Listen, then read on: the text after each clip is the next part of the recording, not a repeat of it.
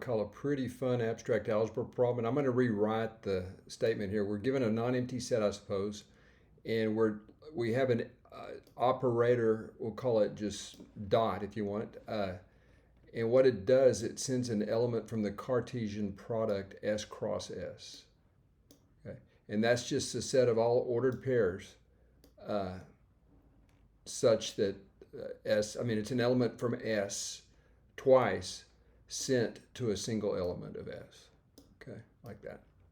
And as far as I know, this is fairly conventional notation. This is called the Cartesian product, and it's mapping two elements to one element. And that's, you think of it as a function, I suppose. It's a binary operation. Now we have these three laws that govern the behavior of this juxtaposition dot operator. Okay, hopefully I made it prominent enough over here for you guys to see that. All right. So we have these two laws, and that's it. And right off the bat, you're wondering what kind of group, and this is not even a group structure, would have this property here. A dot A is equal to A. Looks kind of strange. But anyway, we're supposed to show that x dot y is equal to y dot x for all x, y, member of S. Okay.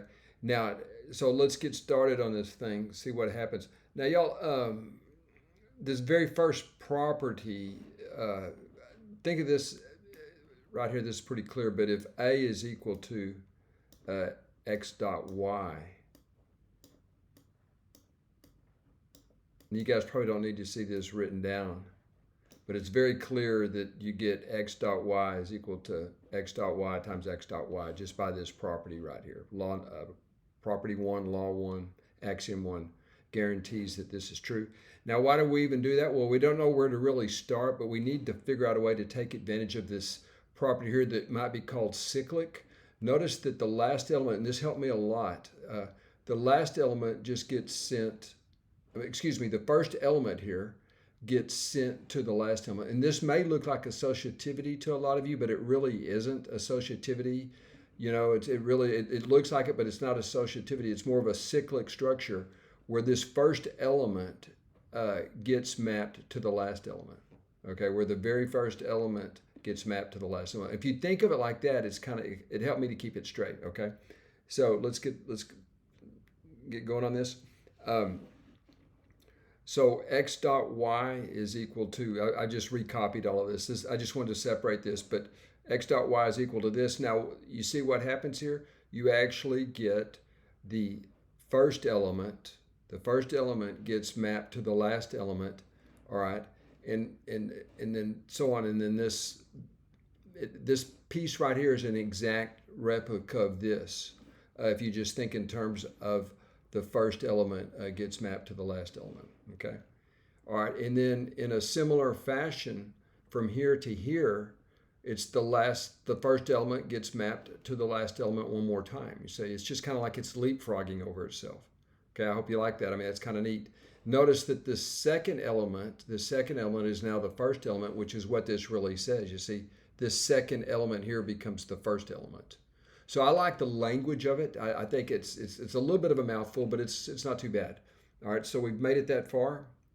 Now we know that x dot y, and I've just recopied what we just discovered.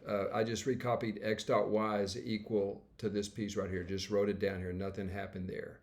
Now again, in a very, very cool fashion here, x dot x can be thought of as the first element in this string of operations, and see how it just becomes x dot x. I mean, literally, it's just monkey see, monkey do.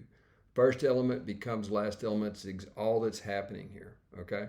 But what do we have now? We have another opportunity to exploit law number 1 or axiom number 1. And so you can see right here that this would be equal to, I'll just write it directly underneath, y dot y. Or excuse me, y dot x, y dot x. And that completes the proof. Okay, we're done. And I like that kind of stuff. It's abstract, and I can't think of a single group or anything that would have this property. Notice this is not even a group, because as far as I know, you wouldn't have any so-called juxtapositional inverses. You know, there's not even we don't even know if we have an identity element in this. You know, a group needs an identity element. And so this may be something even weaker than a group. And also I can't think of any set that would even have this property other than the trivial set. Maybe, you know, we have to go as low as this. Think of S as just being equal to 1. Okay, well, trivially, all of these properties would be satisfied, right? But it's not too interesting. And so I don't even know if there's a concrete set of elements that would enjoy these two properties.